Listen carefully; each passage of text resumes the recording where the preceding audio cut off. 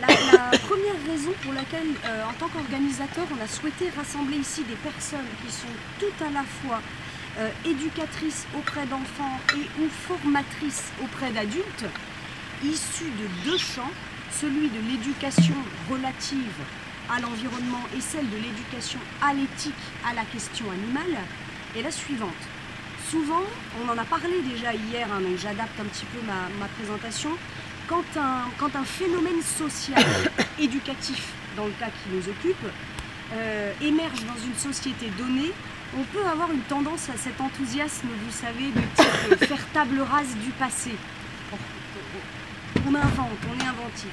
Et la prudence scientifique, on le sait, elle recommande toujours d'aller creuser en diachronie l'historique, les filiations existantes entre les domaines, les disciplines, leurs appareillages théoriques et méthodologiques, les pédagogies qui en sont issues, et bien sûr les acteurs de ces champs et leurs actions concrètes sur le monde. Et ces actions, qu'elles soient éducatives, militantes, politiques ou autres. Donc aujourd'hui, l'idée est, à travers les retours d'expérience de nos intervenantes, de nos intervenants, leur biographie aussi, c'est un petit peu de déterrer ces liens de l'école qui existent entre le monde de l'école dehors, les écoles forêts, l'éducation par la nature, la pédagogie par la nature, et d'une part le large champ de l'éducation à l'environnement et celui de l'éducation à l'éthique animale. Donc premièrement, c'était de faire ressortir ces liens.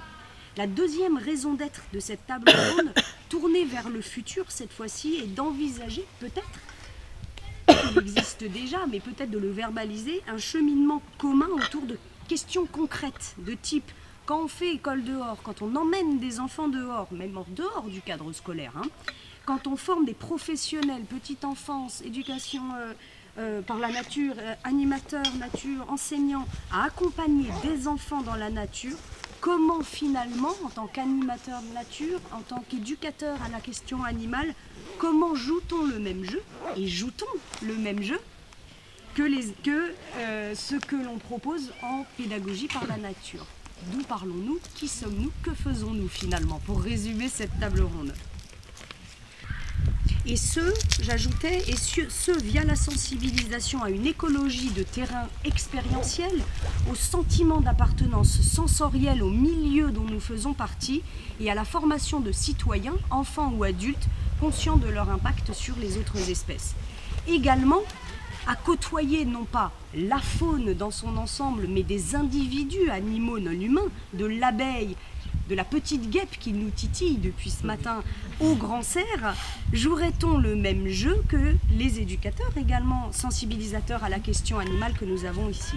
Et finalement, dans le large champ de l'éducation à l'altérité, on peut aussi convoquer les relations dites interculturelles entre les humains ou interespèces. Quel rôle joue-t-on conjointement pour la construction d'individus humains portés au respect du différent, mais toujours un peu semblable de par notre appartenance au monde du vivant? C'est la grande question que j'aimerais poser aujourd'hui.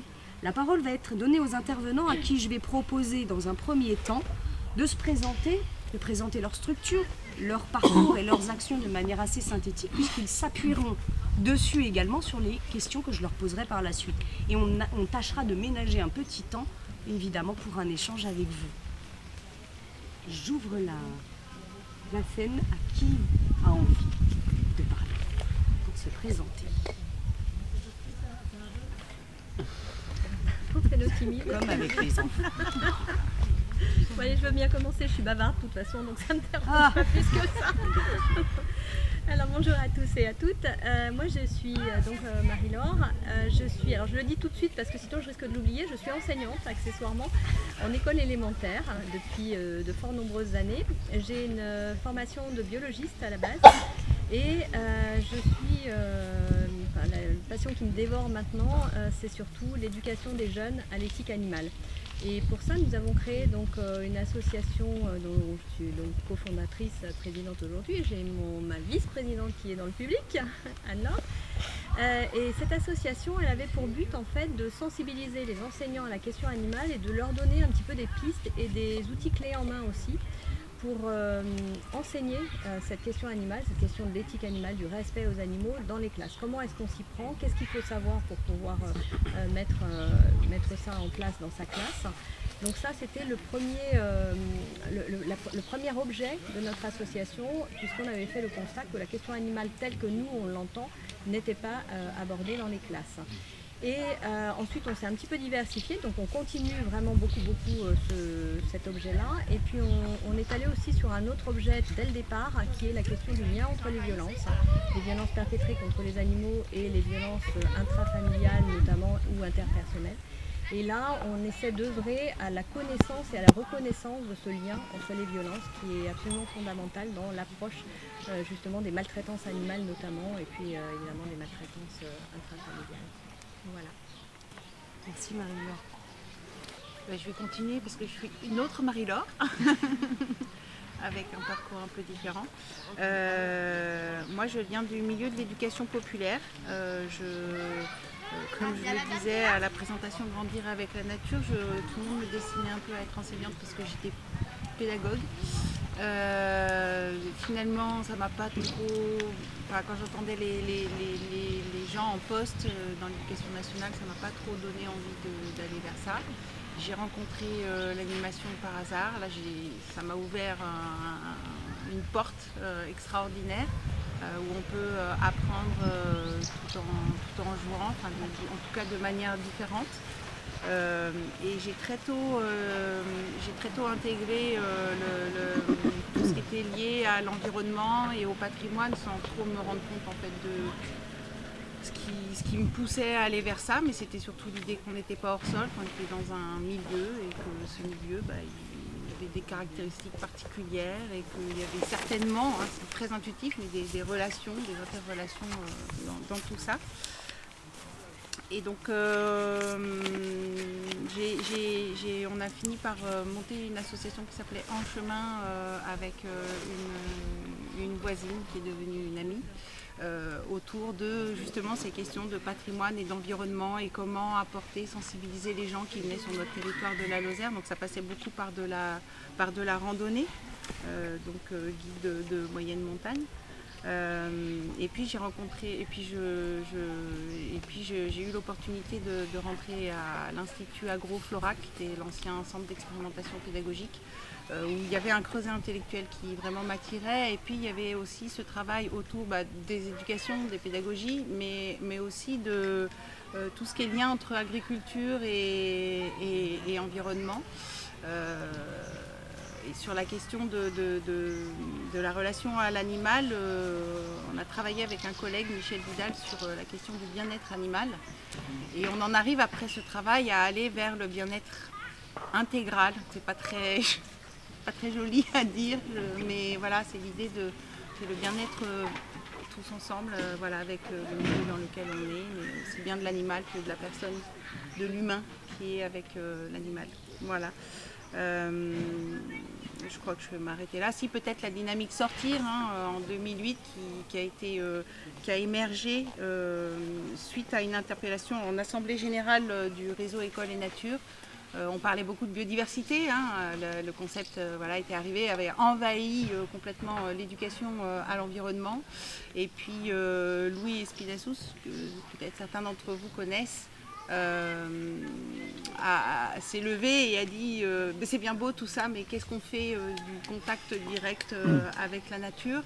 Et ça a impulsé une prise de conscience dans les milieux de l'éducation à l'environnement sur l'idée qu'en fait les gens ne sortaient plus et encore moins dans la nature et qu'il y avait certainement quelque chose à faire. Donc c'est un réseau qui œuvre depuis 2008 dans plein de directions, éducation nationale, etc., etc. Par exemple, une des petites réussites de la dynamique Sortir, c'est les coins nature qui sont issus finalement d'une interpellation de la dynamique du ministère de l'Éducation nationale qui s'est complètement emparé du projet et c'est tant mieux, avec l'idée de mettre des coins nature dans chaque cours d'école. On a encore des projets à faire là-dessus. Et je m'arrêterai là. Cécile Thueux, Tout d'Or France. Pour revenir sur mon parcours, je suis une transfuge du privé qui a entamé une reconversion professionnelle et une transition écologique en 2015 qui m'a amenée en 2017 à monter un projet qui s'appelle Epona Club Nature parce que j'avais l'impression que l'éducation des enfants urbains était profondément maltraitante parce qu'elle ne correspondait pas à ce que j'avais vécu, moi, enfant.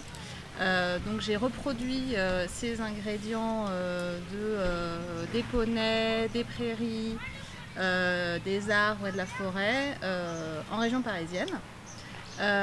Suite au Covid en 2020, j'ai dû remouliner un peu tout ça et je suis maintenant permanente au sein du collectif Tous dehors France qui souhaite générer un changement sociétal, rien que ça, et que en fait, le fait de passer du temps en pleine nature ne soit plus accessoire dans l'éducation, mais central, et qu'au même titre que manger 5 fruits et légumes par jour, manger, bouger, sortez.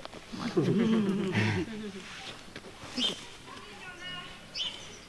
Donc Mathilde, moi je travaille actuellement aux Graines Centre Val de Loire, donc je ne sais pas si vous connaissez tous les graines, il y en a partout, presque partout dans les régions. Ce sont des groupements qui animent un réseau des professionnels de l'éducation à l'environnement. Donc ça regroupe essentiellement des éducateurs à l'environnement, mais pas que. C'est donc pour le Graines Centre né d'une initiative vraiment de terrain, donc des animateurs de terrain qui avaient besoin de se retrouver pour échanger leurs pratiques. Donc c'est un lieu vraiment pour favoriser ça, la co-formation, l'échange de pratiques, la co-construction de projets, d'outils pédagogiques. Voilà, c'est aussi un soutien pour les former, les professionnaliser, donc on propose des formations. Voilà, essentiellement pour le Graines. Voilà, après moi j'ai été éducatrice à l'environnement aussi avant, avec Louis Espinassou. Et avant ça j'ai été chercheuse en géographie, voilà, pour avoir un peu une vision. Donc j'ai aussi été enseignante à l'université et j'ai pu voir les difficultés pédagogiques de l'université et le besoin d'aller dehors aussi dans ce milieu-là. Merci Mathieu. Donc Christelle Ferjou. Donc j'ai commencé professionnellement dans le milieu de l'éducation à l'environnement à partir de 1994 jusqu'en 2000. Donc à l'époque de la création des graines un peu partout en France. Moi donc dans ce milieu-là, je me suis assez sentie assez vite à part parce que je ne suis pas de culture scientifique ni naturaliste. Et donc j'ai plutôt développé une approche sensible dans cette première vie professionnelle dans le cadre de l'éducation à l'environnement. Et ce qui animait, alors du coup je vais parler comme une ancienne, mais ce qui animait les réseaux sur cette fin des années 90, c'était vraiment la pédagogie. Et donc moi je suis entrée vraiment en pédagogie avec les réseaux associatifs d'éducation à l'environnement, avec Dominique Cotreau, avec Louis Espinassou, Jacques Lachambre. Enfin, c'est ma culture professionnelle, je l'ai construite avec eux. Et puis, donc je suis maintenant professeure des écoles. Je suis depuis 6 ans conseillère pédagogique départementale avec une mission sur les enseignements artistiques et en particulier sur les arts plastiques. Mais j'ai une double profession. Je suis double active puisque je suis aussi dans le milieu agricole. Je suis jardinière paysanne sur une ferme familiale de 45 hectares. Donc je côtoie la culture et l'agriculture. Voilà. Ok, bonjour. Donc, je suis Dominique Hofbauer, je travaille pour l'association L214. Je commence par un disclaimer pour vous dire que je ne connais rien, mais alors rien du tout, à l'éducation à la nature et à l'éducation à l'environnement. Donc j'arrive dans le débat un peu sous un angle un peu comme ça de biais qui est celui de la défense animale et de la philosophie morale au sens large. Donc personnellement je fais de l'éducation à l'éthique animale depuis une quinzaine d'années dans différentes associations, dans différents pays aussi, en Belgique notamment, et j'ai rejoint l'association L214 en 2017 pour vous donner un peu une idée l'angle à partir duquel je parle, si vous connaissez peut-être pas l'association, c'est une association de défense des animaux qui défend un rapport bienveillant entre les humains et les animaux et qui s'intéresse surtout aux animaux qui sont utilisés pour la consommation. Pas parce qu'on aurait une tendresse particulière pour ces animaux-là plus que pour d'autres, mais parce que tout simplement ce sont les animaux qui sont utilisés en plus grand nombre, les animaux avec lesquels on a en plus grand nombre une relation, pour employer des termes pudiques. Je vous donne juste 2 chiffres, 60 000 animaux de compagnie abandonnés par an dans les refuges en France, 60 000. On est les champions d'Europe, hein. C'est un triste record qu'on a. Et un deuxième chiffre, 3 millions, c'est le nombre d'animaux qui passent dans les abattoirs. 3 millions, c'est pas par an, c'est par jour. Et donc si on arrive en fait, le raisonnement qu'on fait, hein, c'est que si on arrive à améliorer les conditions de détention, d'abattage de ces animaux, du coup on a un levier assez important pour soulager pas mal de souffrances et pour épargner des vies. Également, vous connaissez peut-être l'association essentiellement par des images d'enquête qui sont en général très très rudes, qui sont des enquêtes qu'on diffuse, qui nous sont transmises par des lanceurs d'alerte, qui filment des images en élevage ou en abattoir. Et puis on fait à côté de ça beaucoup d'autres choses. On a une association avec une centaine de salariés. On a un observatoire politique qui s'appelle Politique et Animaux qui tient à jour en fait, qui suit un peu les prises de position du personnel politique en faveur ou en défaveur des animaux. On accompagne des élus. On a un rôle de conseil auprès d'élus à la condition animale. Il y en a maintenant, désormais, il y en a dans plus de 50 villes en France, et des grandes villes, hein, Bordeaux, Lyon, Paris, Strasbourg, Lille par exemple. On accompagne des entreprises également, à la fois dans la sortie des pires pratiques de l'élevage industriel, les entreprises de l'agroalimentaire et également les supermarchés, et puis vers une transition vers la végétalisation, ce qu'on appelle la végétalisation de l'alimentation. Et on accompagne également les consommateurs. On a une démarche qui s'appelle le Veggie Challenge. Les entreprises, donc ça c'est une démarche qui s'appelle Improved, imaginer les protéines végétales de demain. Et puis dans ces différentes campagnes, il y a une campagne qui s'appelle L114 Éducation, qui existe depuis 2017 et qui réalise, conçoit, diffuse des outils éducatifs pour aborder la question animale au sens large, dans un cadre scolaire ou périscolaire, en tout cas avec un jeune public. J'ai amené quelques exemples, vous avez peut-être vu, qui sont sur des tables, si vous les regardez, on propose, donc c'est toute une gamme d'outils qui sont gratuits, il y a des animations, des expositions, différents supports, des posters, des livrets pédagogiques. Et tous ces outils ils ont en commun de ne pas délivrer un message formaté. En fait, l'idée, c'est pas de donner un cours, mais en fait, d'ouvrir un espace de réflexion avec les élèves et les enfants sur une base à la fois scientifique, avec des éléments d'éthologie, de biologie, mais aussi juridique, avec des éléments de droit animalier, autour d'une question simple qui est comment est-ce que le fait que les autres animaux sont comme nous les sujets de leur propre vie, qui ressentent comme nous ce qui leur arrive, comment est-ce que ça engage notre responsabilité dans les différentes relations que nous avons avec eux. Merci. Voilà, moi je suis Yann, donc Marie-Laure vous a parlé tout à l'heure de la dynamique sortir nationale, donc j'en fais partie aussi. Donc je suis éducateur à l'environnement en Lorraine, dans le Grand Est. Et j'adore tout ce qui a trait en fait, au contact avec la nature et aux activités de plein air. Je fais que des animations et des expériences sensorielles en extérieur, donc au sein d'une association. Et en fait, au sein de la dynamique sortir et du réseau, ce que je trouve intéressant aussi, c'est toujours une dynamique d'échange de pratiques, d'expérimentation, d'immersion, qui sont souvent fortes en émotion aussi. On a parlé de ce que ça pouvait aussi engager après dans les changements de comportement, d'avoir des émotions avec le sauvage, l'extérieur, et donc le monde animal, du plus petit au plus grand. Et ben moi en fait dans mon parcours, on va dire, j'ai appris à faire les animations très scientifiques. On attrape les petites bêtes dans les boîtes, on regarde, on cherche dans la classification.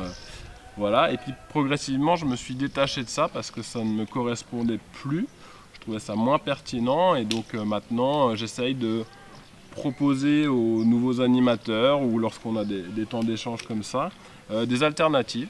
Et puis je leur propose de réfléchir dans nos pratiques, vraiment avec nos outils aussi, et de quoi on peut se passer. Et puis à l'inverse aussi, de quoi il est parfois intéressant de ne pas se passer. D'un contact direct, comme je disais, peut-être que dans certains cas, je ne le cautionne pas toujours, mais de toucher la peau d'un amphibien, on sait que c'est pas très bon pour lui, mais ça procure quand même quelque chose, une intimité avec l'animal qui va peut-être derrière engager le futur enfant, futur citoyen, futur protecteur dans autre chose. Donc voilà, je voulais aussi, ça me fait très plaisir de participer à cette table ronde et puis de témoigner un petit peu de ces expériences et puis d'avoir des propositions aussi sur des choses sur lesquelles on pourrait se mettre d'accord ou d'échanger aussi là-dessus. Voilà. Merci Yann. De rien. Merci à toutes et à tous. On pourrait déjà dire que l'un des premiers objectifs de notre table ronde est atteint, dans la mesure où, avec ne serait-ce que la présentation des intervenants, de leur structure et de leur parcours, on a déjà une sorte de dézoom des formes d'éducation par le vivant qui est assez impressionnante par la diversité des acteurs, des structures et des formes d'action et des représentations du vivant qui sont derrière.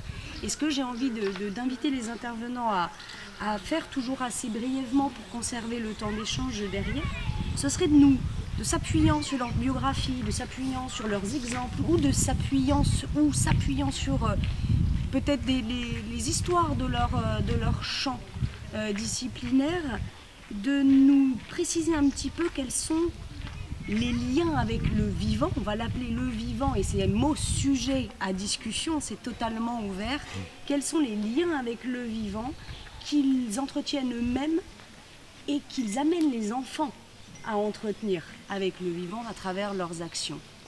Une question ouverte sur cette question de lien avec le vivant quand on est dehors en plus.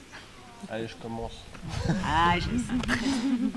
Ah, déjà, rien que sur cette question du vivant, ce que je trouve intéressant avec les enfants, par exemple, en fait, eux, ils n'ont pas toujours conscience que le végétal aussi, c'est du vivant, etc. Par contre, la rencontre avec l'animal, donc dans le gros groupe du vivant, je trouve qu'elle suscite toujours une réaction. Donc, du dégoût, de la peur, et peut-être un peu plus que le végétal.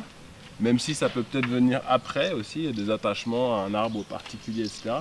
Mais je trouve que c'est une porte d'entrée qui est super pour susciter l'intérêt et susciter l'émotion. Et puis justement débuter des activités ou des questionnements.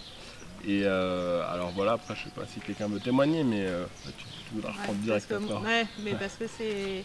en fait, on a beaucoup parlé d'éco-formation durant ces quelques jours et clairement la démarche de reproduire ce que j'avais vécu enfant pour transmettre, voilà. J'avais pas cette notion à l'époque, mais je comprends mieux maintenant. Et la présence de l'animal, il était central dans ma relation au vivant au sens large. C'est-à-dire que c'est par l'animal et c'est ce qu'on invitait les enfants à faire, qu'on se rendait compte aussi que les saisons passaient avec les changements au niveau du poil, dans la dureté des sabots, dans la manière dont ils allaient se nourrir, dans la manière dont ils allaient interagir. Tout ça, c'était des signaux très forts, presque plus visibles que les changements de saison parce qu'ils arrivaient avant, quand ils commencent à perdre leur poil, mais c'est pas encore le printemps. Et on dit, ah, ça va être... Et donc, on va pouvoir déposer les poils sur l'espace décharge crottin. Et là, on va avoir les passereaux qui vont arriver et qui vont s'en saisir et qui vont aller, du coup, mais pourquoi ils font ça et en fait, il y avait vraiment cet échange qui se faisait en plus de cet attachement affectif très fort parce que L'objectif était qu'il y ait un contact récurrent avec le même animal, qui d'ailleurs, voilà, il avait toujours un prénom, sa personnalité, ses caractéristiques. Lui, il est chatouilleux, lui, il aime bien trotter, avec une incarnation et une altérité qui était non humaine, mais clairement, il n'y avait pas de débat là-dessus, sur le fait que même dans c'est des poneys, donc c'est ce qu'on disait sur les arbres là, ils sont tous pareils, mais en fait non, ils sont tous différents, et c'était important. Voilà. Moi je vais bien rebondir du coup, parce que tu m'as donné des pistes à suivre. Comme je le disais tout à l'heure, moi j'ai mon cursus universitaire, c'est la physiologie de l'écophysiologie. Donc j'avais une approche des animaux plutôt écologiste, écologique, et je m'en suis pas détachée vraiment, parce que je pense que quand on devient animaliste, on reste écologiste de toute façon, parce que le milieu de vie de tel ou tel animal est important pour son développement personnel, donc évidemment on reste dans une optique d'écologie, ça c'est évident. En revanche, je suis passée d'une approche donc, écologique qui voit les animaux en tant qu'espèces à une approche animaliste qui envisage les animaux comme des individus. À l'intérieur même d'une espèce, les individus ne sont pas interchangeables en fait. Ils ont chacun leur histoire, ils ont chacun leur personnalité, ils ont donc des comportements qui vont être différents les uns des autres, et ça on peut vraiment très facilement l'observer avec les enfants. Non pas de regarder un ensemble d'animaux, mais de regarder tel animal dans cet ensemble d'animaux, comment il va se comporter avec les autres individus de son espèce, mais aussi avec les individus d'autres espèces. Les interactions également avec son milieu, parce que c'est un tout, c'est un global. Et puis il ne faut pas oublier non plus, et ça je fais en sorte que les enfants s'en rendent vraiment compte, nous sommes aussi des animaux. Donc en fait, ce milieu de vie, nous le partageons avec les animaux. Et la question importante, qui me semble importante en éthique animale, c'est ce que disait Dominique tout à l'heure, on travaille régulièrement ensemble et on est vraiment sur évidemment un mouvement de pensée assez semblable. Ce qui est important effectivement, ce sont les relations anthropozoologiques, c'est-à-dire vraiment les relations que nous, en tant qu'animal humain, nous entretenons avec les autres animaux autour de nous, dans notre milieu de vie. Voilà.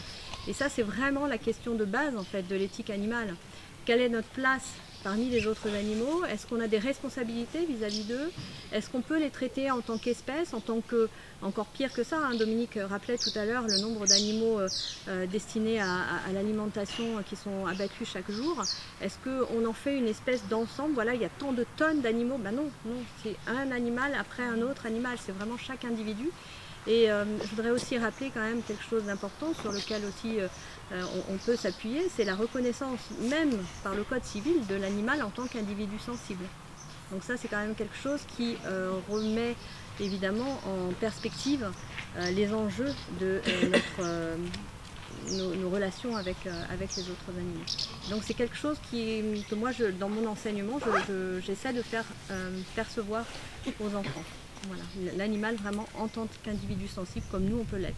Avec, comme tu disais, et c'est pour ça que tu m'as donné plusieurs pistes, hein, parce que tu parlais de l'altérité, c'est quelque chose qui est important aussi. Il ne faut pas oublier qu'on fait partie d'un arbre foisonnant de l'évolution, qu'on a un ancêtre commun avec tous les autres animaux, et puis eh bien, évidemment avec les dérives phylogénétiques, eh bien, on s'est ou bien écarté de certaines espèces, ou bien avec des convergences évolutives rapprochées d'autres.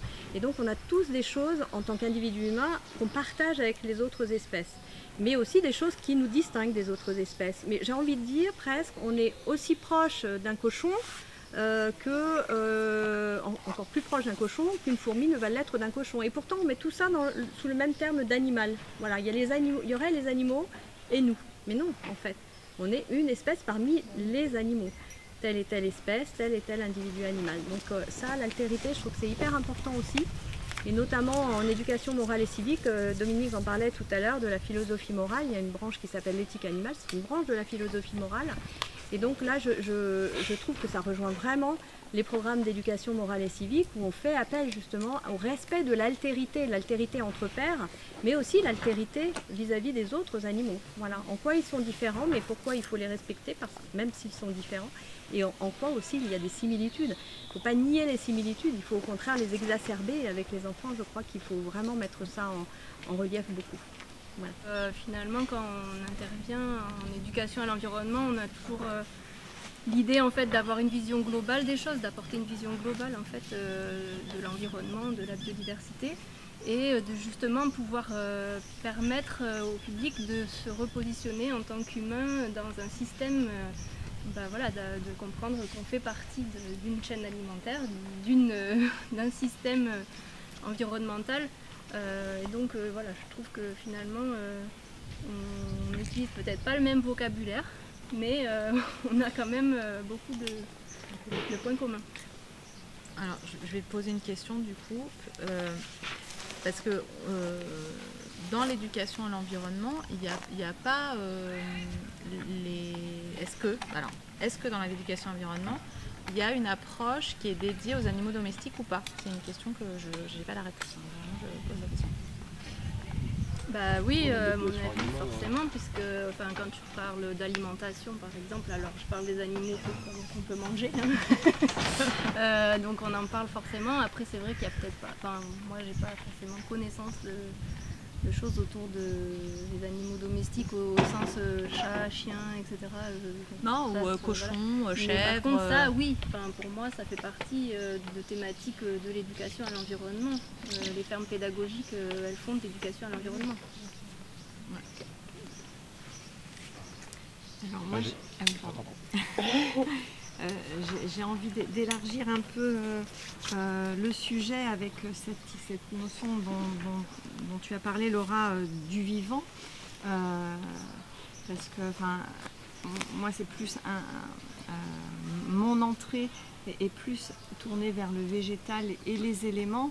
Il y a quelques jours, Pascal questionnait la place des éléments aussi dans le vivant.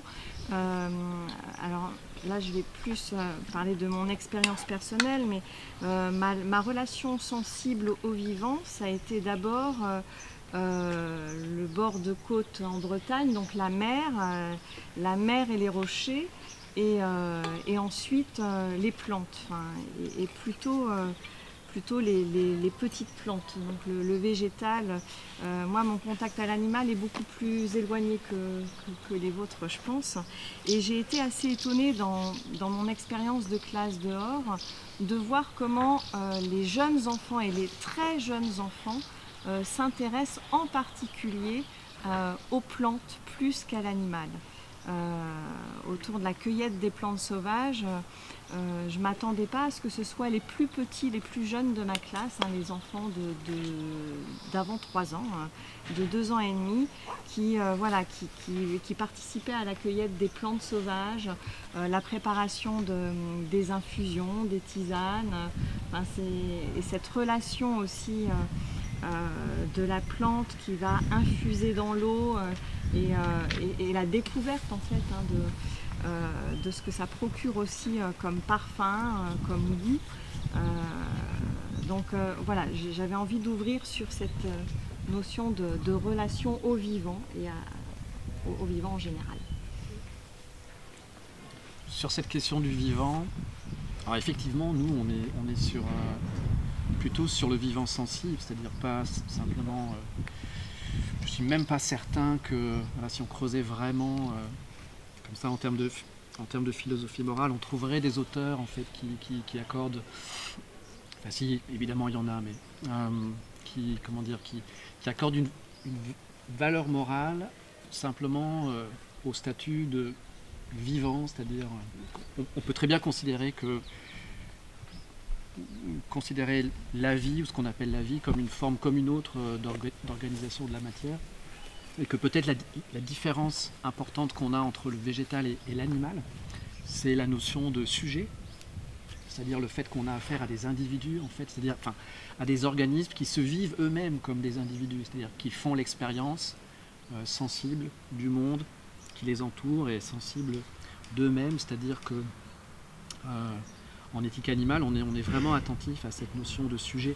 Et peut-être qu'un des défis pour une éducation à la nature ou à l'environnement qui intégrerait des éléments d'éthique animale, ça serait d'arriver à considérer les animaux, alors certainement comme des représentants de leur espèce, aussi comme des illustrations, des ambassadeurs des grandes fonctions du vivant, comme on en trouve les termes dans les programmes scolaires de sciences, donc l'alimentation, la reproduction, la digestion, etc. Mais aussi comme des individus qui ont leurs intérêts propres, qui sont les sujets de leur propre vie. C'est-à-dire qu'ils ne sont pas simplement vivants, mais qui se perçoivent comme vivants. En fait, on est presque dans une... Le mot a été dit tout à l'heure, avant le début de la table ronde, on en parlait entre nous. On a une double... C'est pas un jeu de mots, mais quelque chose qui tourne autour de l'approche sensible du vivant. Parmi tout ce qui a été développé en éducation à l'environnement, on a cette approche sensible, qui peut être aussi sensorielle, mais sensible du vivant. Et l'approche du vivant sensible. Le vivant étant sensible. Et là revient la question de sentience que tu viens de mentionner, parce que derrière ça, il y a aussi la question de sujet, la question de sentience et de sensibilité. On est un peu sur ces deux thématiques dès qu'on parle de vivant. Et ça m'amènerait presque à vous poser une question, complètement question surprise. On n'a pas parlé, mais j'ai envie de la poser. Je pense que ça va intéresser les pédagogues qu'on a en face. Au-delà de ces approches, approche sensible du vivant, approche du vivant sensible, est-ce que finalement on ne se rejoindrait pas sur les pédagogies, les formes pédagogiques dont peut-être ont été mentionnées par Isabelle Peloux ce matin, dont on a discuté sur les autres journées. Finalement, ce qui nous amènerait à nous rejoindre, quelle que soit la casquette un petit peu qu'on a, c'est les formes pédagogiques qu'on a pour emmener les enfants dans leur appréhension de ce vivant. Et en vous entendant parler, en sachant qu'aussi Yann a des exemples et des questions à nous proposer, c'était justement comment, dans vos actions, dans les actions pédagogiques que vous portez auprès des enfants, quelle pédagogie vous portez? Comment vous faites? Qu'on fasse école dehors, qu'on soit dans une classe à faire de la sensibilisation à l'éthique animale, quand Marie-Laure fait école dehors avec sa classe, quand on est dans le projet Grandir avec la nature, quand on est dans d'autres actions, quelles sont les pédagogies que vous utilisez dans l'approche du vivant que vous mettez en place avec les enfants? Je vous ai dit, je ne l'ai pas prévenu. Oui, ça mais trop envie de pour poser revenir, une question. je suis content que Christelle ait parlé du végétal aussi, parce que pour moi la démarche elle est un peu la même sur la notion du respect du sujet, parce que c'est pas parce que pour l'instant on n'a pas prouvé que l'arbre avait mal quand on lui enlève une feuille qu'il faut forcément le faire. On l'a prouvé. Hein. Non, mais... C'est prouvé maintenant. Hein. Ouais.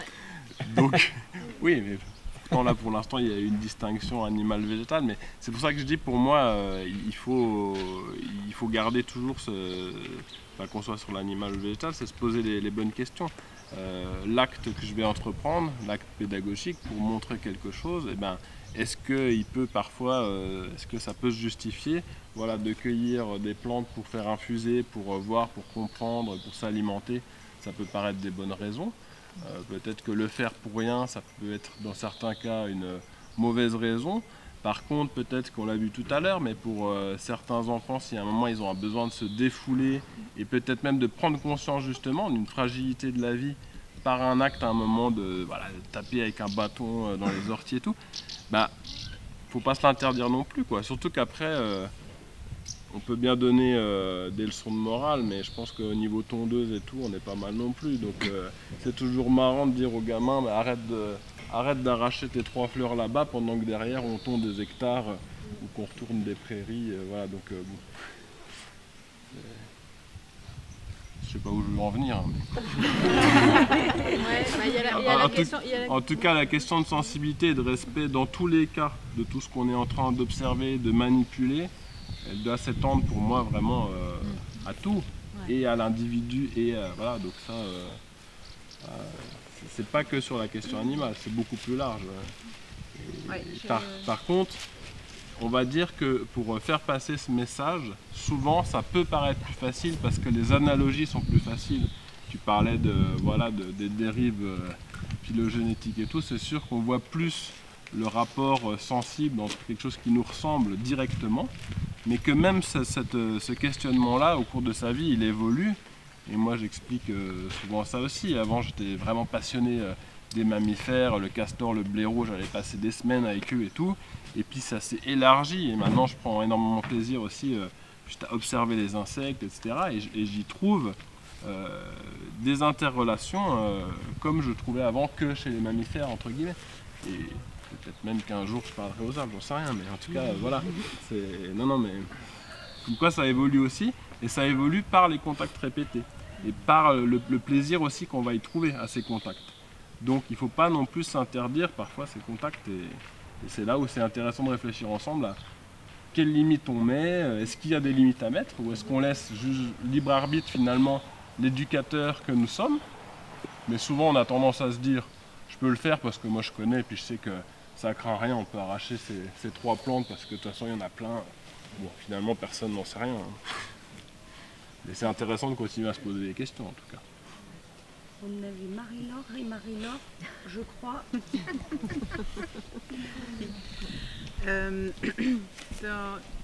Moi j'ai une formation, voilà, j'ai fait un bac scientifique, j'ai fait psycho derrière, voilà, donc avec une approche scientifique très cartésienne en fait, c'est comme ça que je me définissais il y a quelques années en arrière. Et puis effectivement j'ai été amenée, comme toi Yann, par mon parcours à revoir un peu mes positions. Alors après, voilà, est-ce que la pierre est vivante, comme le disait Pascal hier, ça je ne sais pas, j'ai pas encore la réponse, mais je suis d'accord qu'il y a, en fait, il y a, voilà, on est un tout, et je pense que sur la question animale, végétale, et peut-être même aussi autour du minéral, est-ce qu'il faut faire la distinction? Est-ce qu'il n'y a pas danger finalement à faire cette distinction? Et est-ce que c'est pas finalement, on élargit un peu ce qu'on considérait comme l'homme un peu dominant, etc. On l'élargit à la sphère animale, et puis il y aurait le reste. Et dans une perspective éco-formative, en fait, moi ça m'interroge beaucoup. Voilà, donc après j'ai pas de réponse à vous amener en fait. Et puis deuxième partie peut-être de mon intervention autour de comment on s'y prend. Alors dans ma pratique, hein, j'ai beaucoup évolué entre ce côté cartésien avec les approches qui peuvent aller avec, démarches scientifiques, d'enquête, etc., qui sont très intéressantes aussi, hein, faut pas les rejeter, c'est juste comment on combine le tout. Et on s'aperçoit, et c'est confirmé un peu dans Grandir avec la nature, qu'il y a quand même dans les outils qui sont utilisés dans les pratiques pédagogiques beaucoup cette approche sensible, que je distingue bien de l'approche sensorielle, qui est aussi intéressante pour rentrer en relation et qu'on peut utiliser dans le sensoriel, on peut l'utiliser dans l'approche sensible. Voilà. Et donc il y a beaucoup ces deux approches-là qui sont mobilisées, surtout cette approche sensible, du coup en premier contact, dans l'idée de créer de la relation, de l'émotion. Alors les émotions peuvent être très diverses, ça peut être de la peur, de la fascination, il y a plein de choses qui se jouent. Et alors après c'est à nous en tant que pédagogue d'aller pour chaque personne, pour chaque enfant, ou pour chaque adulte aussi, parce qu'on travaille aussi beaucoup avec les adultes, d'aller voir qu'est-ce qui va lui correspondre, qu'est-ce que je vais pouvoir mettre en place pour que cette rencontre finalement se fasse avec le monde non humain. Voilà, et je m'arrêterai là. Merci Marie-Laure. Alors là, c'est pareil, c'est parti encore dans tous les sens et j'ai envie de rebondir sur plein de choses. Alors, pour revenir un petit peu à la distinction animale-végétale, ça a été un grand sujet il y a très peu d'années avec les livres qui sont sortis sur l'intelligence des arbres, etc. Donc je crois que l'éthique animale, elle n'est pas exclusive du respect aux autres éléments du milieu, éléments vivants ou non vivants d'ailleurs, donc des végétaux. Après, l'éthique animale, c'est pas seulement le respect, c'est vraiment l'étude du statut des animaux et surtout réfléchir, donc faire développer l'esprit critique des jeunes, en l'occurrence, sur les relations qu'on a avec les autres animaux et peut-être les droits qu'on pourrait leur octroyer et nos responsabilités vis-à-vis d'eux. Alors sur la question de la distinction animaux-végétaux, il y a quand même des preuves scientifiques là pour le coup, hein, qui ne demandent qu'à évoluer, puisque la science, c'est pas, même les sciences dures ne sont pas exemptes d'évolution bien sûr, mais en tous les cas, on sait que chez certains animaux, on est sûr en tout cas de trouver des substrats neurologiques qui prouvent qu'il y a chez ces animaux la possibilité d'avoir d'abord une conscience et puis d'être conscient de leur ressenti. Donc des émotions que nous-mêmes en tant qu'humains, nous ressentons aussi, la colère, la peur, la joie, la tristesse, etc. Substrats neurologiques qu'on ne retrouve pas, en l'occurrence, chez certains animaux pour le moment. Ça ne veut pas dire qu'on ne les trouvera pas, hein, notamment chez les insectes. Pour l'instant, on n'a pas de preuves là-dessus. Et en tout cas, qu'on ne trouve pas chez les végétaux. Et comme le disait tout à l'heure Dominique, il y a chez les animaux une vie subjective, une vie à la première personne. L'animal choisit, il va tirer des leçons de ses expériences avec son milieu, avec les autres de son espèce ou avec d'autres espèces, et il va s'adapter à ces relations. Il y a chez les animaux une possibilité de se mouvoir, donc de fuir des situations désagréables ou au contraire d'aller se rapprocher de situations agréables, ce que ne peuvent pas évidemment faire les plantes. Pardon. Donc ça, je pense qu'il faut, voilà, c'est tout un travail. Ce que je veux dire par là, c'est que l'approche animaliste, elle est vraiment, je crois, vraiment complémentaire de l'approche environnementaliste, vraiment. Il n'y a pas de dissociation, il n'y a pas de fracture entre les deux. Je pense vraiment qu'elles se complètent. Et je crois que, je vous disais tout à l'heure, moi je suis de formation scientifique et donc j'ai été beaucoup sur l'approche écologiste et aussi sur, une fois que j'ai enseigné, sur l'approche par la biologie des animaux, leur appareil respiratoire, leur système digestif, etc. Et c'est qu'en approchant la philosophie un peu sur le tard, hein, c'est après 30 ans que je me suis penchée sur la question de la philosophie, que la connexion entre ces deux domaines m'a fait envisager mon enseignement de manière tout à fait différente. C'est-à-dire que, bien sûr, c'est intéressant de savoir, mais quand on sait comment respire un mammifère, eh bien, c'est un système respiratoire qui peut s'appliquer de manière tout à fait interchangeable à n'importe quel animal faisant partie des mammifères. Et moi, ce qui m'a intéressée ensuite, c'est de voir que derrière tel ou tel animal, bah, finalement, c'était plus la leçon de choses qu'on faisait, c'était l'apprentissage de l'appareil respiratoire, par exemple. Oui, mais on ne parlait plus du tout de l'animal, finalement. On parlait de son appareil respiratoire et pas du tout de l'animal. Autrefois, en leçon de choses, moi, quand j'étais jeune, je me souviens, on faisait toute une leçon sur la marmotte et son éthologie. Et ça a disparu, finalement, des programmes scolaires. C'est ce qui nous a fait, nous, créer l'association, finalement, parce qu'on avait cette approche-là des animaux qui ne correspondait pas à une vision holistique de ces animaux. La vision holistique, c'est bien effectivement la biologie, pourquoi pas, oui, mais aussi l'éthologie. Et ça, je crois que c'est extrêmement important. D'autant que les enfants, ils ont une connexion et une empathie vraiment qui est spontanée pour les animaux. Bon, alors, au début, quand ils sont jeunes, c'est plutôt une empathie émotionnelle, affective. Mais nous, en tant qu'éducateurs, je crois que justement notre rôle, c'est de continuer à maintenir cette empathie avec cette empathie émotionnelle et puis aussi de la compléter avec ce qu'on pourrait appeler l'empathie cognitive, c'est-à-dire bien connaître les animaux, mais bien les connaître par leur éthologie et être en mesure de se mettre, tant que faire se peut évidemment, à la place de tel ou tel animal. Voilà. J'essaie de me mettre dans son monde. Vous avez sans doute déjà entendu parler de l'Umwelt, hein, qui a développé, cette notion a été développée par un scientifique qui s'appelle Jacob von Uxuel. Et c'est extrêmement intéressant parce que quand on y réfléchit bien, nous, quand on va se promener en forêt, par exemple, avec notre chien, eh bien, on va s'arrêter pour admirer le paysage, etc. On va être sensible à l'esthétique de notre promenade. Notre chien, lui, qu'est-ce qu'il va faire? Il va avoir la truffe collée au sol et son univers à lui, ça va être ce qui va le flairer. Ça va être vraiment le sensoriel au niveau olfactif. Alors que nous, le sensoriel au niveau olfactif, il est quand même très limité par rapport à notre chien. Et se mettre à la place de son chien, ne serait-ce que ça, quand on va faire la balade avec son chien, c'est lui accorder le droit de s'arrêter pour flairer le sol. Parce qu'on sait que tout son univers, toute la beauté et le bienfait de sa promenade, elle est là, il est là. Il n'est pas dans l'observation des petits oiseaux, c'est pas ça son truc. Alors que nous, ça va être notre truc. Donc essayez de réfléchir et de se mettre à la place de l'individu animal qu'on a devant nous. Voilà. Et c'est vraiment une approche qui rebat complètement les cartes et elle est importante aussi. Et les enfants, mais ils se glissent là-dedans avec une grande virtuosité par rapport à nous adultes qui avons déjà, en fait, on est un peu formatés forcément. Donc il faut déconstruire pour reconstruire en fait une autre vision des autres animaux et une autre relation avec eux, je pense. Merci. Cécile, tu voulais Vous n'avez pas lu? Je suis bavarde.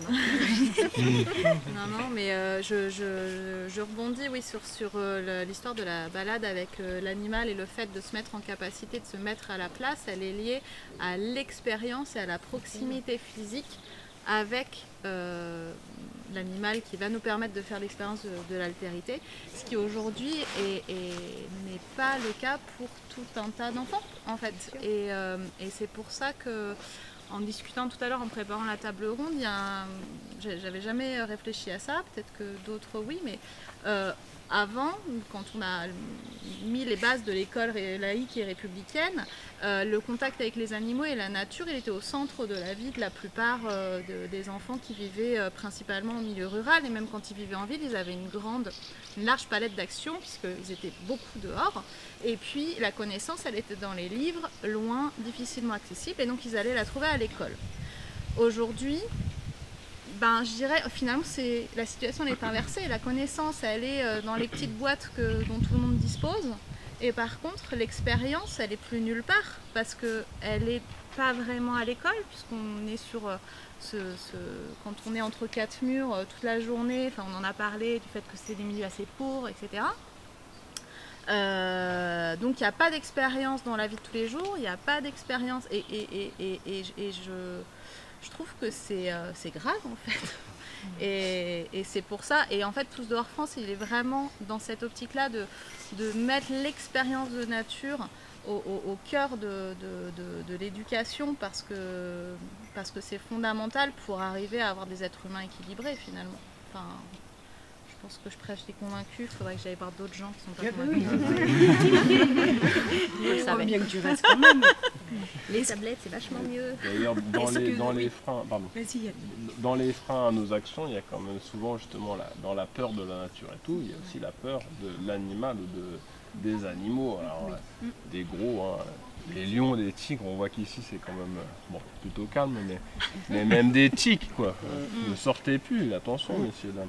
Ouais. Et du coup, d'en parler, alors parler des chaînes alimentaires, mais parler aussi même de toutes ces bêtes-là, peut parfois démystifier complètement la chose et rendre du coup l'expérience sensorielle à nouveau possible, quoi. Et par contre, il faut passer par décortiquer, expliquer, mettre au contact, observer. Donc, je rebondis sur ça parce qu'on a accompagné une expérience avec des jeunes dans la région tourangelle, avec des jeunes adolescents qu'on a accompagnés sur une année. Ils ont fait plein d'expériences en nature, beaucoup en bivouac, des descentes en canoë, des nuits à la belle étoile, etc. C'est des enfants qui étaient en milieu urbain, donc très peu en contact avec la nature. Et on a pu les interroger avant et après. Et en fait, ils sont partis avec énormément de peur sur la nature, justement. Beaucoup. Et le fait du coup d'aller régulièrement dehors, mais aussi d'y aller en groupe, le collectif, il était important aussi là. Ça leur a permis de lever un certain nombre de peurs à la fin de cette année. Et voilà, donc il y avait des peurs du noir, des peurs des araignées. C'est le grand secret du lien. Ouais. Et si vous voulez en savoir plus, il y a un document qui a été publié, qui est disponible. Vous pouvez vous servir. Sur la petite table. Ça aide aussi à trouver sa place. Enfin, Baptiste Morisot, il dit toujours, voilà, se sentir vivant parmi les vivants. Mais pour moi, c'est vraiment ça. C'est-à-dire que si le reste ne devient plus une peur, mais une connaissance de danger potentiel, mais aussi une énorme source de plaisir, plaisir de rencontre avec tout type d'animaux, etc., en fait, on trouve plus facilement sa place aussi et on comprend ce qui nous anime, quoi, en fait, finalement. Et ça, je pense que c'est quelque chose qu'on peut retrouver en éducation éthique animale, parce qu'on est sur les émotions comprendre que l'animal aussi a ses besoins, ses émotions et donc du respect, et on va retrouver aussi complètement dans nos pratiques. Il y a quand même pas mal de points communs, c'est bien. Et en termes de... Je repose la question parce que, à part Marie-Laure, personne n'a répondu. Dans le concret, comment vous... imaginons, demain, je reviens à l'école forêt, j'accueille les enfants, que j'ai un objectif de développer leur sensibilité au monde, au micro-monde du... c'est le livre avec l'étude d'1 mètre carré de sol. David Haskell. David Haskell. Un an dans la vie d'une forêt. Ouais. 1 an sur 1 mètre carré à observer ce 1 mètre carré de forêt. Il est assez fascinant ce livre. Je le mettrai dans la biblio. Demain, je me trouve à accompagner ces enfants-là. Quel que soit mon profil d'adulte, quelle pédagogie dans cette sensibilisation? Comment je fais pour les sensibiliser? Comment je m'y prends? Comment vous faites, quels sont vos contextes pour approcher ça? Par quoi vous commencez? Est-ce que le débat philo peut être une porte d'entrée? L'observation, l'écoute, comment vous faites? Alors moi je veux bien répondre avec la casquette parce que j'ai été formée par le réseau de pédagogie par la nature et donc la porte d'entrée de l'ensemble de la démarche, elle est sur le prendre soin de soi, des autres et de la nature, et en fait tout est passé au travers de ce prisme là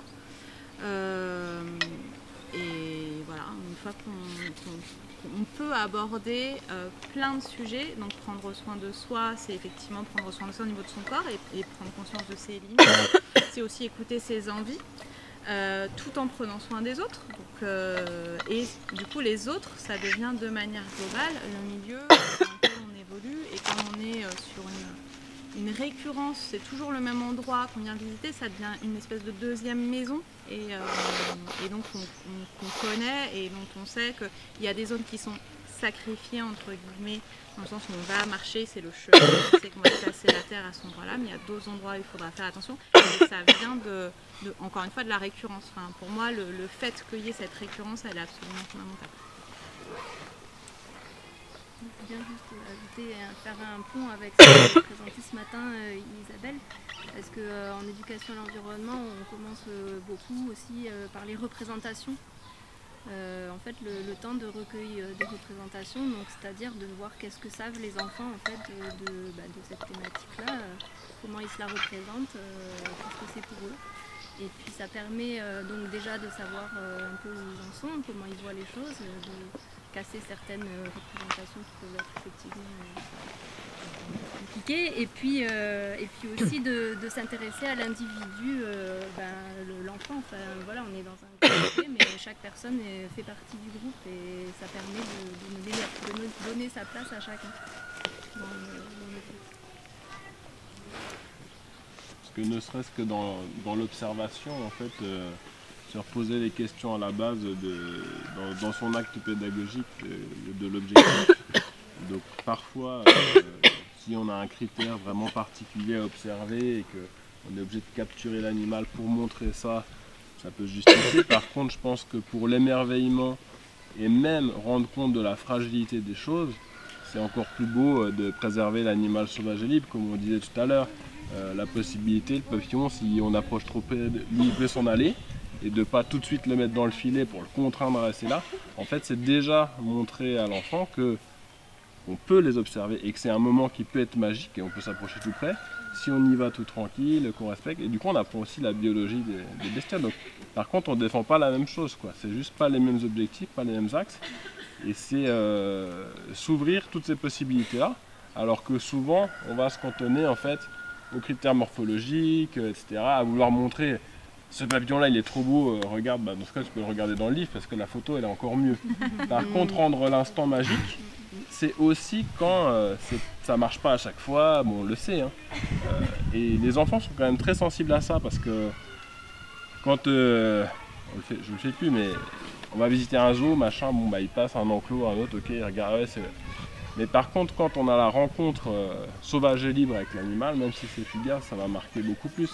Donc c'est aussi à nous de montrer qu'il y a plein d'alternatives et de moments qui est un peu à sacraliser, à rendre émerveillé, parce que nous on s'émerveille. Alors moi des fois des enfants ils me disent, des fois ils me ramènent un insecte, waouh trop bien, de toute façon avec toi tout est trop bien. Bah, même un cercle. Mais ça contribue aussi à leur montrer qu'en fait on n'est pas seulement content quand on a vu la libellule super rare qui était sur le panneau à l'entrée, et qu'on peut s'émerveiller nous aussi de la limace qu'ils connaissent tous par cœur, mais qui là prend une forme bizarre. Enfin, voilà. Moi je trouve que ça c'est primordial en fait dans l'approche. Oui, juste pour rebondir ce que tu viens de dire, il y a la question de la posture et de ce qu'on fait en tant qu'adulte. Et c'est vrai que là, ça m'a fait penser à Laurane Manas, donc éducatrice à l'environnement qui était dans la recherche action avec la nature, qui dit en fait c'est aussi finalement quand nous on focalise notre attention sur ce qu'on a là sous les yeux et qu'on trouve de beau, de superbe, plutôt que de s'intéresser à la voiture de sport qui passe sur la route autour, à côté, on amène aussi du coup les enfants, on les rend sensibles à avoir à cette attention, à cette observation, et déjà on les accompagne déjà dans une façon de poser le regard. J'ai l'impression qu'il y a un grand point commun, en tout cas une grande convergence entre les approches plutôt environnementales et les approches animalistes, parce que c'est vrai que même si à ce stade le droit ne reconnaît pas les plantes comme des êtres sensibles, quand on s'abstient de cueillir des plantes pour une tisane, ou simplement quand on se pose la question, effectivement j'ai l'impression qu'on cultive une certaine enfin, la même qualité d'attention en fait, plutôt que de débouler dans la nature comme des conquérants, comme on sait bien faire. Les postures, oui. Alors moi, je vais bien encore rebondir sur les trois. Tout à l'heure, il a été évoqué l'éthique du care, l'éthique du soin. Prendre soin de l'autre, alors que ce soit son père ou que ce soit un animal. Donc c'est une autre forme d'éthique, effectivement. Mais alors, bien sûr, c'est peut-être aussi intéressant, c'est ce qui vient d'être dit, c'est-à-dire les premières fois où on va en nature avec les enfants, ne rien faire. C'est-à-dire se poser et puis laisser libre cours à nos sens, écouter, sentir, voir, toucher aussi, et s'imprégner justement de cette nature dans laquelle on est en fait. Et j'aime beaucoup une phrase de Marc Giraud qui est naturaliste et qui dit « L'extraordinaire se trouve dans l'ordinaire ». Et c'est vrai qu'on a tendance, enfin moi je vois des classes, des enseignantes qui emmènent leurs enfants, leurs élèves plus exactement, au zoo pour aller voir des animaux exotiques, qui finalement cette visite-là ne va pas leur apprendre grand-chose parce que les animaux ne sont pas du tout dans leur milieu naturel, donc ils ne vont pas du tout exprimer leur comportement naturel. Donc en fait on ne va pas en apprendre grand-chose, si ce n'est de voir en vrai l'animal, sa taille peut-être, etc. Mais c'est à peu près tout ce qu'on va apprendre. Et il y a de fort beaux documentaires maintenant très bien faits sur les animaux donc exotiques, dont on peut se saisir pour en apprendre plus sur ces animaux. En revanche, je pense qu'effectivement faire vraiment l'expérience de la nature et des animaux entre autres, en allant sur le terrain, c'est important. Et moi je le fais beaucoup avec des allers-retours entre les sorties dehors, où effectivement on va à la recherche des animaux qui nous entourent, mais juste en les observant. Et il y a quelque chose qui se développe beaucoup, enfin qui se développe en ce moment et pourvu que ça dure, c'est ce qui s'appelle la libre évolution, où justement l'humain n'intervient pas. Il est bienvenu, mais il traverse simplement. Il traverse, il observe, il écoute, etc. Mais il n'intervient pas.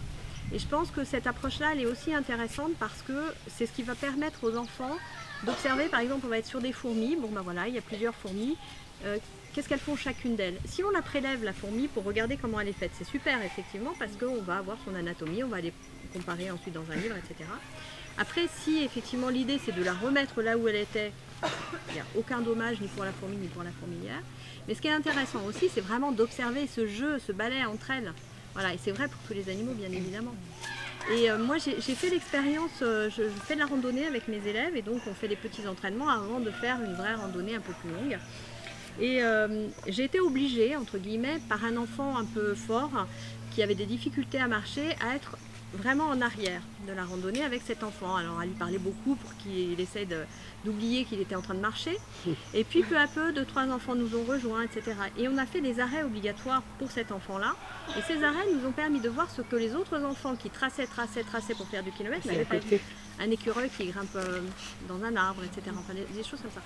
Et je crois qu'il faut garder ça aussi à l'esprit. Quand on fait de la randonnée, c'est super de faire de la randonnée, mais pourquoi ne pas prendre le temps long, s'arrêter, se poser et profiter justement de cette nature extraordinaire qui s'offre à nous, et de ces animaux qui s'offrent à nous. Ça, c'est une des choses que m'a apprise cet enfant en l'occurrence.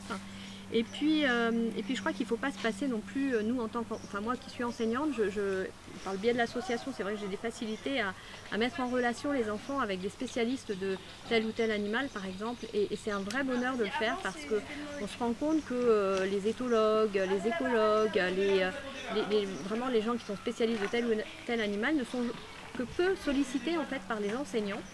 Alors que c'est un vrai bonheur pour eux d'intervenir et de transmettre leurs connaissances à l'enseignante d'abord, hein, évidemment, parce que nous on est loin de tout savoir sur tout, et puis aux enfants. Et puis les enfants ont le sentiment aussi de ne pas être pris pour des imbéciles. Ben non, voilà, là vous avez en face de vous un chercheur, quelqu'un qui s'y connaît mais 10 000 fois plus que vos parents même sur cette question-là. Et là, évidemment, ça aiguise leur curiosité d'autant plus et ça leur fait mieux connaître les animaux dont il est question. Et la dernière chose que je voudrais dire, on parlait des enfants urbains qui sont déconnectés de la nature d'une manière générale. Moi, je suis en milieu rural. Et quand je demande à mes élèves en milieu rural quels sont les animaux sauvages, parce que j'ai fait un projet sur le sauvage cette année, quels sont les animaux sauvages qu'on rencontrait dans la colline, j'ai eu droit aux vaches, aux moutons, aux chevaux et un lion. Alors, pour dire que les urbains n'ont rien à envier. Voilà. Il y en a quand même parce qu'ils en parlent tout le temps. C'est ça. Il doit y en avoir, nous on ne les voit pas, mais il doit y en avoir. Et les urbains n'ont rien à envier donc aux petits ruraux qui finalement sont beaucoup plus sensibles à la tablette et à la console qu'à ce qui se passe à 2 pas de chez eux. Voilà, ça c'était important. Et dernière chose, sur le loup, je suis en zone de présence permanente du loup. Et on parlait de mystique tout à l'heure, là évidemment il y a toute la mystique et la mythologie du loup. Il y a une véritable déconstruction à faire et quand on fait cette déconstruction avec les enfants, quand on appréhende les loups, quand on va dans l'éthologie des loups, quand on fait intervenir des spécialistes sur ces questions-là, quand on observe des documents vidéo qui sont vraiment extrêmement bien faits sur ces questions-là, quand on invite Jean-Michel Bertrand par exemple pour son film avec des élèves, eh bien, les enfants ils ne voient plus du tout le méchant loup, mais évidemment pas. Leur seul plaisir ce serait d'aller dans la colline et de voir passer un loup.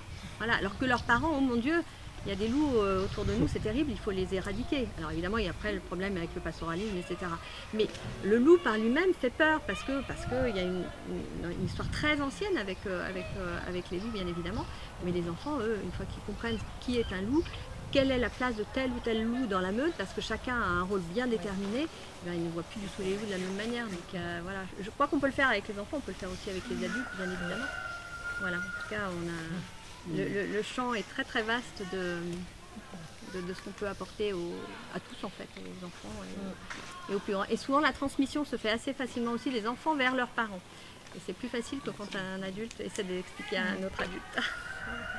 Alors juste pour compléter sur tout ce qu'on a dit déjà sur les approches pédagogiques, moi dans ma pratique, ce que je propose peut-être en plus, c'est se préparer à vivre des moments extraordinaires avec, tu en parlais ce matin Vincent, c'est une entrée, l'entrée symbolique comme la sortie symbolique.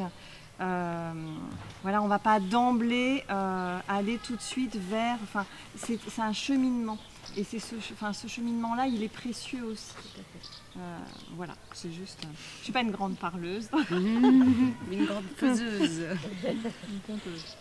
Oui, sans vouloir réduire votre temps de parole, comme il nous reste une vingtaine de minutes, j'avais envie d'ouvrir vraiment le dialogue à la salle, encore une fois, à la salle à ciel ouvert. La salle nature. Et puis ça n'empêchera à aucun moment de compléter ce qui a pu être dit avant, mais en tout cas un très très grand merci pour vos apports. Et s'il y a des questions, des remarques, des compléments d'informations à donner, c'est avec un grand plaisir.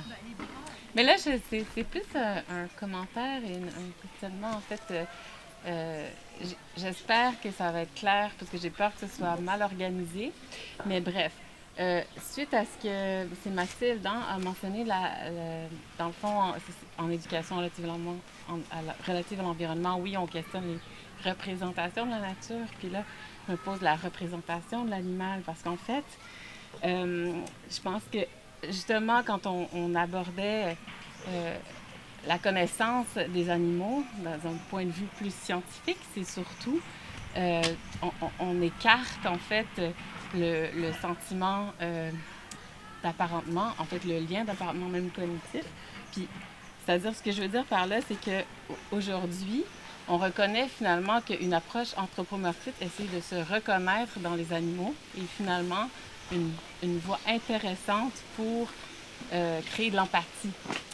Ce qui, moi, je suis biologiste aussi à la base, fait que ça m'avait, sur le coup, choquée, mais il y a des recherches maintenant qui disent que c'est une voie possible d'entrer tout en... En tout cas, il y a ça, puis il y a aussi la question, en fait, des perspectives, parce que là, on est dans une perspective plus occidentale. Si on regarde, si on veut, une perspective pédagogique plutôt autochtone, moi, c'est mon expérience en tant que formatrice aussi. C'est-à-dire qu'on m'a montré l'œuvre, un film qui est sur une poétesse Innu. Et il y a une scène très touchante où, en fait, très triste en même temps, qui est difficile à vivre, mais en même temps qui nous confronte beaucoup dans notre relation aux animaux, comme occidentale. C'est que, en fait, on se retrouve devant, dans le film, on se retrouve devant un caribou abattu. Hein? Et elle se penche à côté de lui et elle lui dit merci, grâce à toi, je vais continuer à vivre et tu continueras de vivre en moi. Alors, je trouvais que c'est quand même une perspective intéressante à explorer en pédagogie en lien avec les animaux. Puis là, c'était une question plus par rapport à par exemple, dans les pratiques à avoir en classe avec des jeunes enfants. Au Québec, c'est assez populaire d'amener des poussins dans les classes. Je ne sais pas comment c'est ici, des poussins ou des animaux, puis les élever. Je me demandais, c'est quoi votre regard en tant qu'acteur en éthique animale par rapport à ça? Parce qu'en même temps, ça permet aux enfants justement de passer par le corps, donc le lien, puis de vraiment essayer de développer une forme d'empathie avec les animaux. Peut-être des animaux à ce moment plus domestiques, mais chez nous, on dit que probablement que ce passage de l'animal domestique permet justement de se projeter dans d'autres animaux, peut-être même plus sauvages. Donc, voilà. De toute façon, il vaut mieux avoir effectivement un animal domestique en classe qu'un animal sauvage. Si c'est pour avoir un lapin dans une cage au fond de la classe, ça n'a aucun intérêt pour le coup. Parce qu'en fait, un lapin, moi j'en ai un lapin qui m'a été donné, c'est un lapin à 3 pattes, il a été amputé d'une patte. C'est un survivant, il vit dans un grand parc et j'ai observé ce lapin. J'y connaissais rien en lapin et j'ai constaté qu'un lapin ça causait des terriers. Oh, super! Le lapin creuse des terriers, bah oui. En fait, il passe beaucoup de temps dans sa journée à creuser. Il a besoin de sauter. Enfin, il a des tas de besoins que ne lui permet pas, par exemple, la cage. Donc, il y a des animaux qu'on ne peut pas avoir en classe et qui pourtant sont très présents dans les classes. Mais parce qu'on ne connaît pas leurs besoins finalement. On ne s'est pas penché sur leurs besoins. En fait, ce qui nous intéresse surtout, c'est ce qu'il va apporter aux enfants. Mais je crois que quand il y a un animal avec les enfants, il faut que la relation soit bénéfique aux deux. Si elle n'est que dans l'intérêt des enfants pour leur apprendre des choses qui sont fausses en plus, parce qu'en l'occurrence, observer un lapin dans une cage, ça ne va pas leur apprendre grand-chose. Je ne crois pas que ce soit, enfin moi c'est mon point de vue, en tout cas je ne pense pas que ce soit très intéressant pour les enfants, ni pour les enfants, ni pour l'animal évidemment qui en pâtit. Alors moi j'ai un chaton dans la classe, mais pas toujours le même, parce que, alors c'est un projet que je mène, en début d'année je l'explique aux parents d'abord dans ma réunion de classe, et j'essaie de ne pas avoir d'enfants allergiques dans la classe, sinon évidemment je ne peux pas le faire, ou alors ces enfants-là ne touchent pas le chaton. Et en fait ce sont des chatons de rue qu'on récupère d'associations ou de personnes qui trouvent un chaton. Et l'idée en fait c'est d'avoir ce chaton dans la classe jusqu'à le faire adopter. Donc les enfants vont entrer en contact avec le chaton et on va se renseigner, vraiment se documenter sur les besoins d'un chaton à cet âge-là. Il a besoin de beaucoup dormir. Donc vous voulez aller vers lui, le caresser, jouer avec lui. Non, là il a juste envie de dormir, il faut respecter. Donc il y a tout un tas de règles qu'on met en place, mais ensemble. C'est pas moi qui l'ai dit qu'il faut faire ci, il faut faire ça. Non. On découvre par les besoins du chaton ce que les enfants vont faire. Et ensuite, les enfants, on va explorer pourquoi ce chaton se retrouve dans la classe. Parce que c'est un chaton de rue, parce qu'il y a beaucoup de chats pas stérilisés, et donc nécessité de stériliser. Et les enfants vont faire un exposé. Ils vont passer de classe en classe pour expliquer pourquoi on a un chaton dans la classe, parce que beaucoup de chats ne sont pas stérilisés, et qu'il y a un effort à faire peut-être de ce côté-là. Et puis on va essayer de placer ce chaton, le faire adopter. Et le faire adopter, mais alors avec des contraintes vraiment drastiques. Nécessité stérilisation, poussage, etc. Et possibilité d'avoir des nouvelles du chaton.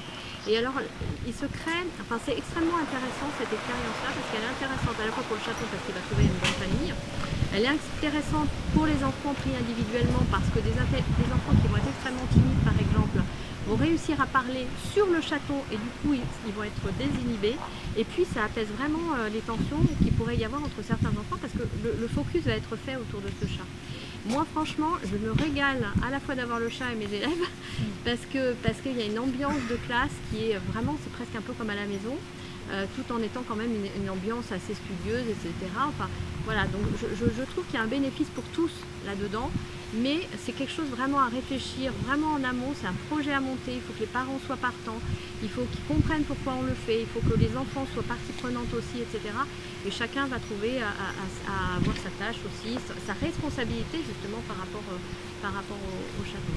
Voilà. Enfin, ça c'est ma vision, hein. C'est tout à fait personnel, mais voilà. Merci. Le chaton, excusez-moi, il dort à l'école le chaton? Ah non, alors le chaton, ça justement c'est une bonne question, parce que c'est doublement une bonne question. On pourrait se dire, oh bah pauvre chaton, il reste à l'école le soir, la nuit, etc. Il se trouve que non, je le ramène à la maison. Je ne suis pas sûre de faire bien là pour le coup, parce que pour en avoir discuté avec des vétérinaires, ils disent les chats c'est quand même très territorial. Alors quand ils sont tout petits comme ça doit pouvoir passer, mais c'est vraiment la limite. Ils aiment avoir leur territoire, leur maison, et pas être bousculés d'un endroit à un autre. Quand ils sont tout petits, moi je les ai, ils sont à peine sevrés la plupart du temps, et ils trouvent une famille d'accueil dans les 2 mois qui suivent. Ça se fait. Mais je ne suis pas sûre qu'un chat adulte, en revanche, qui soit basculé comme ça d'un endroit à un autre, ce soit très judicieux. Voilà. Mais si c'est le même endroit, c'est ça. Moi, mon chat, je le mets à la campagne. Ouais. Dominique, tu veux? Oui, juste parce que pour ce chat, ça ne s'arrête pas là. Il y a un projet après. Ah oui, bien sûr. Le projet, c'est vraiment de trouver une famille d'accueil pour ce chat. Et après, on en reprend un autre, et ainsi de suite. Juste pour rebondir sur les lapins, nous on a une association qui fait de la médiation animale, qui a plusieurs animaux, dont des lapins. Ils ont arrêté les lapins dans les classes, parce qu'en fait ça les stresse trop les lapins. C'est trop difficile pour eux en fait de vivre cette expérience-là. Donc ils ne sont plus avec les lapins. Par contre ils ont des ânes, ils placent leurs ânes dans la cour.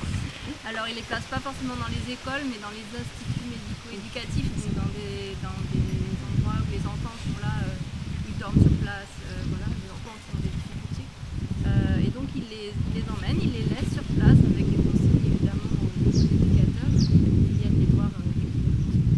Et ils font aussi des séances vraiment de médiation animale du coup avec eux.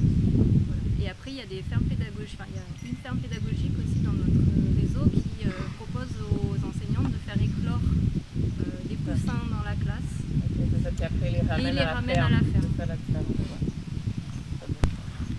Je ne sais pas si c'est bien ou pas, mais en tout cas c'est quelque chose qui se fait et qui plaît beaucoup effectivement aux enseignantes, parce que comme ça elles peuvent voir vraiment comment ça fonctionne. Alors on avait la réaction de Dominique, la question de Laure, et ensuite Sonia. C'était juste pour préciser qu'il y a une école à Anderlecht en Belgique, qui est une annexe, une école primaire, qui est une annexe d'un refuge pour animaux, où le refuge met en pension des animaux, et c'est toute l'école qui en a à la charge. Et ça suscite donc beaucoup de responsabilité et de maturité chez les élèves. Je ne sais pas si le projet existe encore, c'était il y a 10 ans, mais c'était un très beau projet. Mais il y a Groenpoint aussi, dont tu peux peut-être parler. Un peu dans le même esprit où les classes peuvent aussi interférer avec les... Pas forcément aller, mais... Ouais, ça c'est un truc qu'on organise, c'est-à-dire qu'on met en relation des classes Heureusement que je suis là, il pensera bien. avec des refuges pour animaux, et grâce au TBI en fait, donc il y a une connexion dans la classe. C'est les personnels du refuge qui font une visite en caméra embarquée comme ça et qui répondent aux questions des élèves et C'est des refuges d'animaux domestiques ou des refuges d'animaux sauvages? Non, qui sont pas capables de retourner en nature? c'est des refuges pour animaux de ferme. Ah. Je pense qu'on peut imaginer le principe. Ah, mais ça donne une idée. Ouais. Et qu'est-ce que ça crée auprès des enfants? Ben, c'est toute une découverte en fait de ces animaux. Ce sont pas des fermes, mais ce sont des refuges. Donc ce sont des endroits où des animaux ont été recueillis après avoir été saisis, par exemple, lors de cas de maltraitance, par exemple. Et donc ça permet aussi de voir des animaux qu'on considère peu comme des individus, comme des sujets à part entière, avec une biographie, avec une histoire, avec des besoins spécifiques. Et de la même façon qu'on a des refuges pour les chats et les chiens, et là ce sont des animaux un petit peu différents, donc c'est intéressant. Ce serait intéressant de creuser ce que ça produit sur les enfants, une visite virtuelle finalement. Oui, par rapport à une vraie visite. C'est ça qui m'interroge en fait. Alors c'est ce côté-là. Mais j'entends le côté histoire, biographie de l'animal, tout ça. Ouais. C'est un refuge qui est très éloigné, hein. Il est en Sarthe, il est assez paumé, et c'est un refuge qui n'accueille pas de classe. Donc il fonctionne que avec la caméra comme ça. On aura une question de Laure. C'était déjà un commentaire sur la zoothérapie. On a eu l'occasion avec Thierry de commencer à travailler avec le Bioparc à Genève, qui est une clinique et un refuge pour animaux sauvages abîmés ou trafiqués. Par exemple, les hérissons abîmés par les robots tondeuses. Et il y a une école pour enfants handicapés juste à côté, une situation de handicap juste à côté, donc c'est très facilement visité. Ils ont développé un programme de zoothérapie pour lequel ils n'ont pas de financement, donc c'est un autofinancement, enfin c'est un investissement de leur part.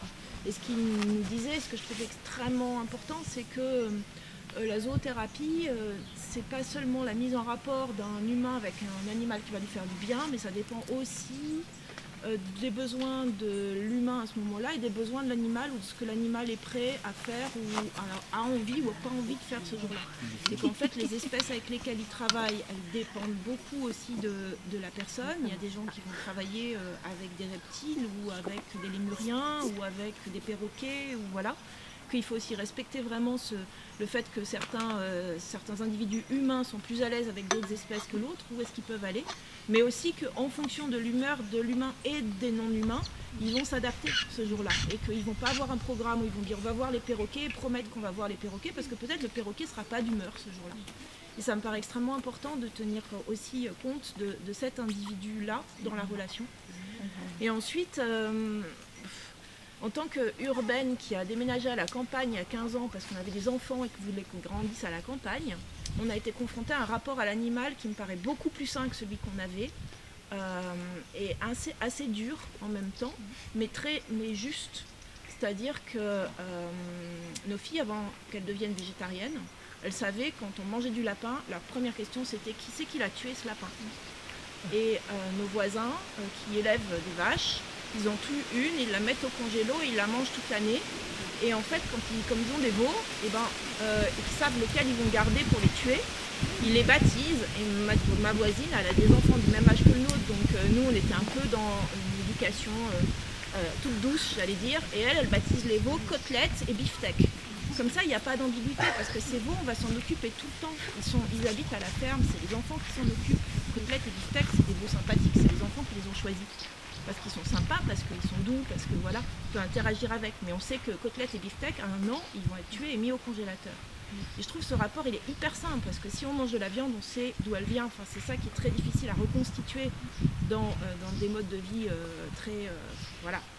Je ne vais pas rentrer dans la discussion sur l'agroalimentaire, parce qu'elle va m'énerver, mais voilà, donc je rejoins plusieurs intervenants qui ont aussi dit que le rapport à l'animal et au végétal, à l'animal en particulier, il nécessitait d'être resitué dans notre rapport nos subsistances, disait Anne-Louise hier. J'ai pas vraiment de questions, c'était juste un commentaire. Merci Laure, merci.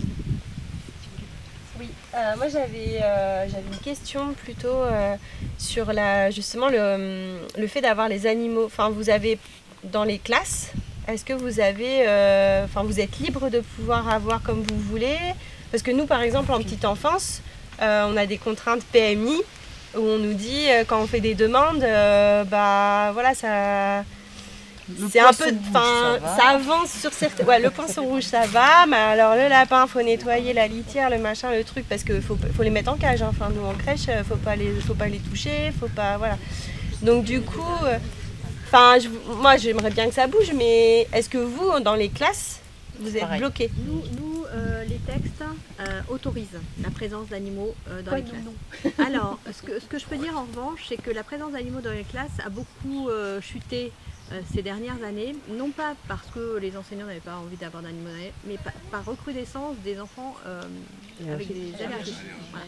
Donc, pas de poils, pas de plumes, en gros les poissons dans un aquarium et les phasmes. Les phasmes. Un peu restrictif. Alors, il y a la chrysalide, le papillon maintenant. Oui, les escargots. Donc, mais au niveau, c'est vrai qu'au niveau transmission de l'émotion, etc., c'est un petit peu éloigné, on va dire, hein, c'est vrai. Mais il n'y a aucune interdiction dans les textes de l'éducation nationale, en tout cas en classe. Et vous n'êtes pas sous le même régime que nous. Voilà. Mais c'est ça que je trouve pas juste. Alors après, il y a bien sûr des points de vigilance. Hein. Si la maîtresse veut, ça se fait aussi, hein, la maîtresse qui amène son propre chien en classe. Oui, mais alors il faut évidemment tous les vaccins, etc. Il y a tout un protocole quand même au niveau sanitaire, voilà, sécurité aussi, bien sûr. Il ne faut pas que le chien soit un chien mordeur, sinon ça risque de poser quelques soucis. Voilà. Cela dit, les chatons c'est mordeur, ça griffe, etc. Mais sauf que les enfants, quand le chaton mordit ou quand le chaton griffe, c'est que voilà, l'enfant l'a cherché. Et ils comprennent ça très très vite, hein, en fait. Donc c'est pas vraiment. Enfin, moi, je touche du bois pourvu que ça dure, hein, mais j'ai jamais eu de réclamation de la part de parents parce que le projet est vraiment expliqué en amont. Parce que nous, on peut le mettre en place avec des intervenants. Enfin, moi, je travaille avec une médiatrice animale qui intervient régulièrement. C'est notre issue, on va dire. Mais du coup, conserver un animal, l'avoir avec nous sur le long terme, je pense que ça se milite, quoi. Comment? Des poules, il me semble avoir vu des crèches avec moi, des poules. J'ai milité, j'ai réussi à avoir un poulailler. Ouais. Voilà. Mais les enfants n'ont pas le droit de manger les œufs des poules. Voilà. Ah oui. Mais vous pouvez pas les vendre? Pardon, quoi? Non, mais en fait, on les donne aux parents. Oui, voilà, c'est ça. Les donner ou les vendre aux parents, après, les manger à la maison. Chacun prend sa responsabilité. Il nous reste, désolé de couper l'élan alimentaire. Alors, c'est pas vraiment une question, c'est plus quelque chose qui me revient à chaque fois que j'entends parler d'éthique animale. Ça me renvoie toujours, et je sais pas, c'est pas vraiment à le matérialiser, mais en tout cas, ça me renvoie toujours à la question de la colonisation. Toujours. Ça renvoie toujours à ce rapport-là. Et en fait, du coup, ça me donne envie de travailler avec mes élèves sur cette question-là et de tirer ce fil-là. Mais je trouve pas d'entrée. Enfin, je sais pas trop. Je sais pas trop comment faire dialoguer cette chose-là. Et du coup, j'aurais bien aimé avoir des conseils si vous en avez.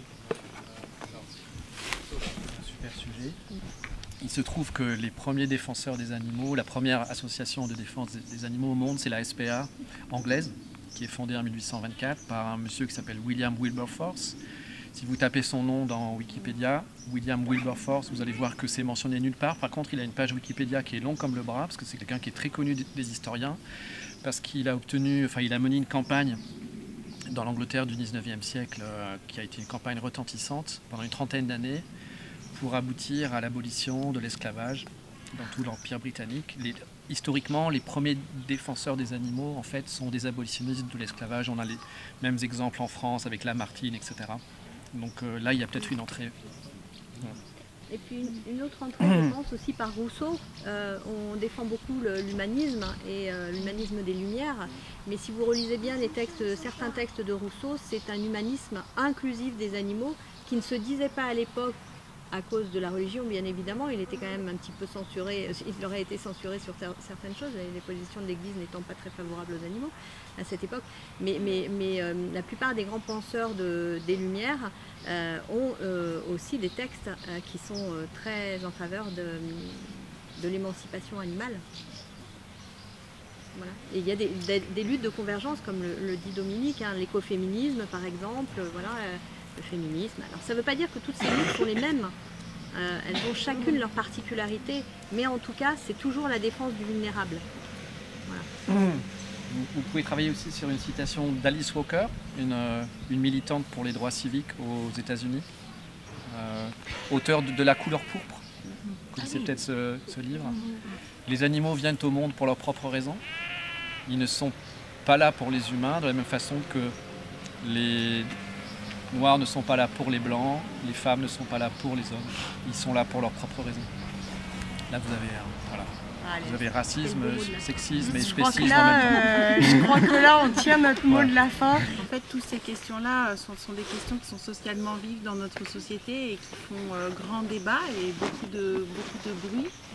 Et que finalement, en termes d'éducation, ce qui est intéressant, c'est le débat, justement. Et donc, voilà, on a évoqué les ateliers philo dans précédentes conférences ou ateliers. Et c'est aussi un moyen qu'on utilise en éducation en environnement de passer par ce biais-là et que chacun, du coup, puisse être amené à réfléchir sur ces sujets, ouvrir ces espaces pour avoir cette possibilité individuellement aussi de pouvoir se positionner, des positions qui bougent dans la vie. Hein, la posture voilà. Aussi, la posture des éducateurs, la posture des enseignants qui est amenée à évoluer effectivement. Non, je me tais parce que... Encore 30 minutes pour parler autour d'un café. Je vous souhaite une bonne pause, un très très grand merci à tout le monde. Merci Yann, Dominique.